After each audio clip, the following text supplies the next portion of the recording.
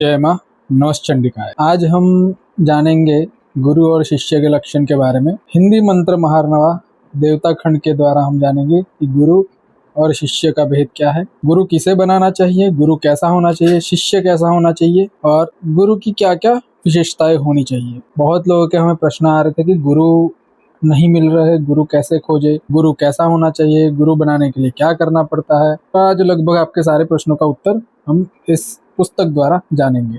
जैसे कि इसमें कहा गया है, गुरु को शिष्य की वह ज्ञान या क्रिया से गुरु को चाहिए कि वह ज्ञान या क्रिया से शिष्य के प्रयत्न पूर्वक परीक्षा करे। यह परीक्षा 1 वर्ष, 6 मास या 3 मास तक हो सकती है। शिष्य भी इन्हीं लक्षणों से और जप, स्तोत्र, ध्यान, होम और अर्चना आदि में प्रवीणता के आधार पर गुरु की परीक्षा करे। शुद्ध मंत्र और मंत्र से शुद्ध, समर्थ और ज्ञानोपदेश करने में निपुण, पढ़ाने में प्रवीण गुरु को जानकर ही शिष्य बनना चाहिए। यदि गुरु में ये गुण न हो तो उसका शिष्यत्व स्वीकार नहीं करना चाहिए। कुलार्णव तंत्र में भगवान शिव ने पार्वती जी से कहा है कि हे पार्वती, गुरु को शुद्ध वेश धारण करने वाला, मनोहर स्वरूप वाला, सब लक्षणों से संपन्न, सब अंगों से पूर्ण, अग्रण्य अर्थात नेतृत्व शक्ति वाला, गंभीर स्वभाव वाला, पात्र और अपात्र का ज्ञान रखने वाला, शिव और विष्णु के समान साधु और देखने में अशुभ न होना चाहिए। गुरु को नित्य,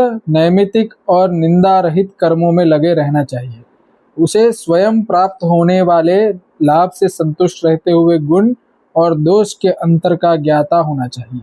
हे प्रिय, इन सब लक्षणों से जो युक्त है उसे गुरु कहा गया है। तो जैसा कि आपने इसमें देखा कि गुरु के क्या क्या लक्षण होने चाहिए, गुरु को किस प्रकार खोजे। तो जैसे इसमें बताया गया जी, आप लोग पूछते कि गुरु नहीं मिल रहे, गुरु को किस प्रकार खोजे। तो शिष्य को भी इन्हीं लक्षणों से और जप, स्तोत्र, ध्यान, होम, अर्चना आदि से प्रवीणता के आधार पर गुरु की परीक्षा करनी चाहिए। तो इस प्रकार आप गुरु की परीक्षा कर सकते हैं, गुरु को जान सकते हैं कौन आपके लिए योग्य गुरु है। आजकल कलयुग में गुरु मिलना बहुत ही मुश्किल है, लगभग असंभव है। बहुत ऐसे गुरु है जो निपुण है इन सब चीजों में, परंतु वो बाहर पब्लिकली अवेलेबल नहीं है। तो यदि आपको गुरु नहीं मिल रहे तो जो भी आपके आसपास यदि कोई ज्ञान देने वाला व्यक्ति हो जो निपुण हो इन सब चीजों में, उसे आप गुरु बना सकते। गुरु के लक्षण जितने हैं उतने ही शिष्य के भी लक्षण हैं।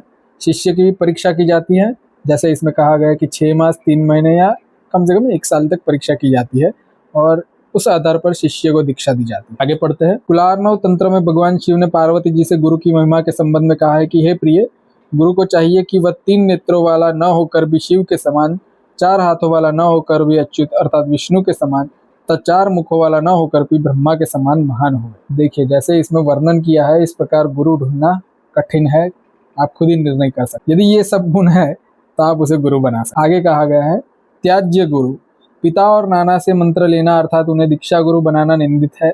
शत्रु पक्ष के आश्रित व्यक्ति, छोटा भाई, शूद्र तथा स्त्री आदि को गुरु नहीं बनाना चाहिए। जो योग्य श्रेष्ठ गुरु को छोड़कर क्रिया को जानने वाला शूद्र को गुरु बनाता है वह दुर्गति को प्राप्त। अब यहाँ पर जो शूद्र के बारे में कहा गया है उसका आज के युग के वर्ण व्यवस्था के हिसाब से कोई मतलब नहीं है। ये उस युग की वर्ण व्यवस्था की बात की गई है जिस युग में आपके गुण के हिसाब से आपकी जाति का निर्णय होता है, ना कि आज के युग के हिसाब से जन्म के ऊपर जाति का जो निर्णय होता है उस प्रकार से नहीं कहा। तो इसका कोई और अर्थ ना निकाले कृपया करके। तो ये सब चीजें होनी चाहिए। त्याज्य शिष्य, जो शिष्य धन का लोभी हो, चुगली करने वाला हो, अस्थिर चित्त वाला हो, भक्ति और श्रद्धा से रहित हो और सेवा से विमुख हो, उसे दीक्षा नहीं देनी चाहिए। तो ये त्याज्य गुरु किस लक्षण वाले व्यक्ति को गुरु नहीं बनाना चाहिए और किस लक्षण वाले व्यक्ति को शिष्य नहीं बनाना चाहिए, ये हमने इसमें देखा है। आगे तो जैसा कि प्रश्न था कई लोगों का कि गुरु किस प्रकार बनाए, तो ये सब गुण आप जिसमें देखे उसे गुरु बना लीजिए।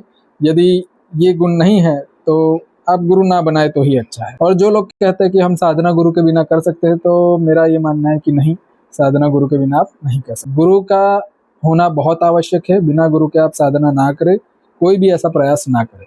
स्तोत्रम आदि का पाठ आप कर सकते हैं, निश्चिंत होकर कर सकते हैं, कवच का पाठ कर सकते हैं, दुर्गा सप्तशती का पाठ कर सकते हैं, परंतु साधना और मंत्र वगैरह का जो पुरुष चरण पद्धति है वो गुरु ही बताता है गुरु मार्ग के द्वारा। अभी के लिए जय माँ, नमश्चंडिका।